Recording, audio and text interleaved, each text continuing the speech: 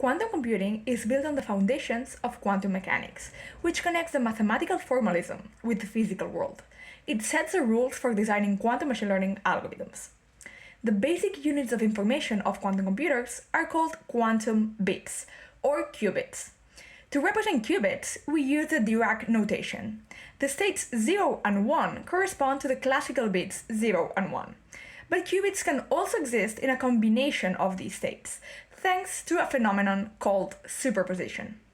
The general state of a qubit can be written with complex numbers that describe the probability of being in state 0 or 1, respectively.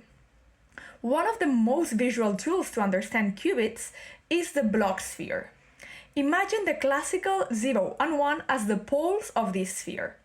Classical bits can only be one of these 2 points, but quantum bits can be anywhere on the surface of the sphere, giving us infinite possibilities. In quantum computing, we manipulate qubits by applying quantum transformations, essentially rotating the state on the block sphere. This allows us to perform complex computations that are impossible for classical bits alone.